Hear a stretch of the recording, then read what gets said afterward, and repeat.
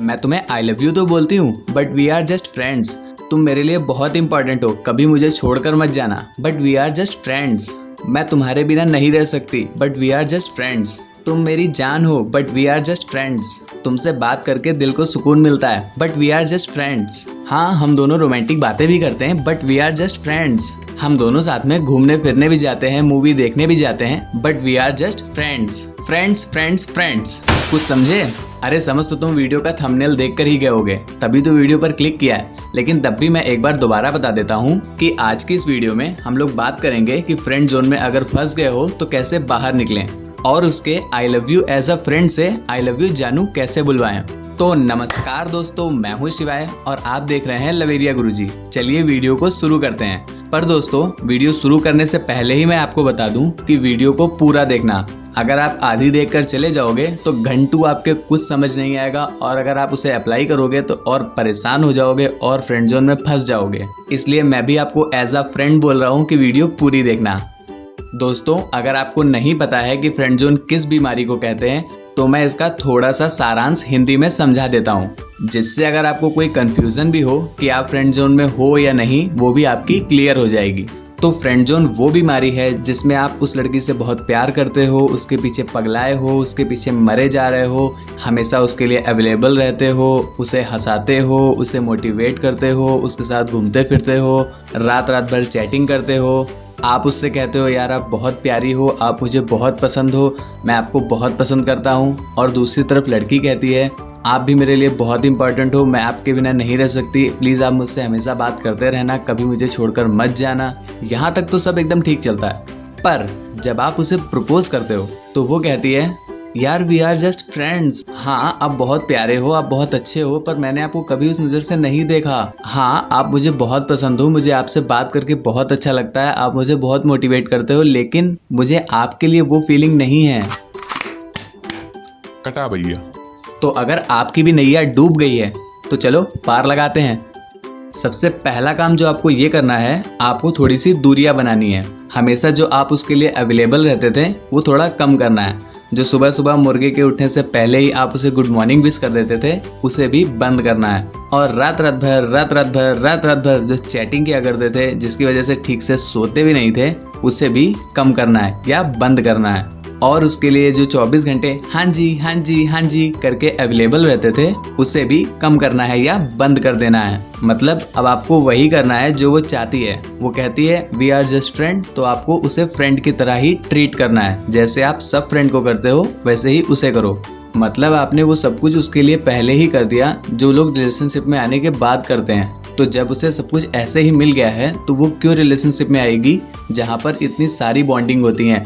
इससे ना बात करो, उससे ना बात करो, इससे ना मिलो, उससे ना मिलो, यहाँ बात करो, वहाँ बात करो, यहाँ चलो, वहाँ चलो। तो वो क्यों इन सब में फंसना चाहेगी जब ये सब किए बिना ही उसे एक सस्ता मद्दा बॉयफ्रेंड मिल गया है। तो जब आप ये सब करना बंद कर दोगे तो उसे आपके प्यार की वैल्यू समझ आएगी। उससे ये समझ आएगा कि अगर आप उसके साथ नहीं हो तो उसका क्या होगा। तो अब आपको अगला काम ये करना है कि उसे थोड़ा सा इग्नोर करना है। मतलब जैसे आप पहले उसकी एक रिंग बजते ही चट से फ़ोन उठा लिया करते थे, वो किसी भी काम को बोले चट से दौड़कर उसके लिए काम कर दिया करते थे, और अगर रात को 12 बजे भी वो बुलाए तो आप दौड़े दौड़े चले जाते थे। मेरा मतलब है 12 बजे किसी काम के लिए बुलाए।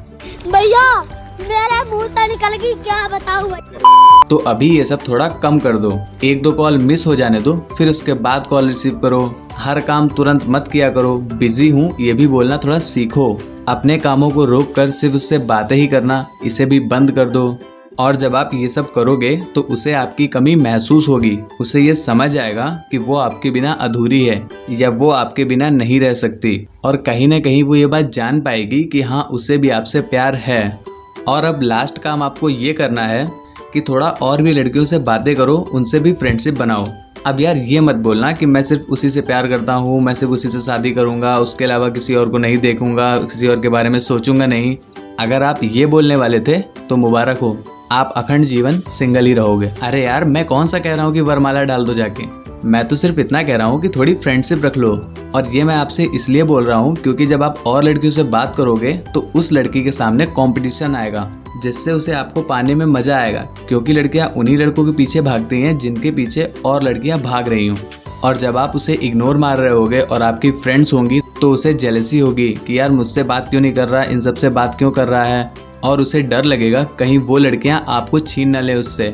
तो अगर वो कल को आई लव यू बोलने वाली होगी तो वो आज ही बोल देगी, और अगर नहीं बोल रही है या शर्मा रही है या फिर थोड़ा हेजिटेशन हो रही है तो आप उसकी जेलसी देखकर ये तो जान पाओगे कि कम से कम उसके मन में मेरे लिए कुछ है।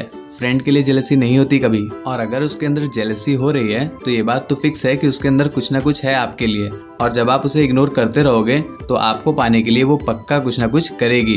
तो दोस्तों बस यही टिप्स थी जिन्हें आप फॉलो करके फ्रेंड जोन से बाहर आ सकते हो और I love you as a friend से आई लव यू जानू बुलवा सकते हो।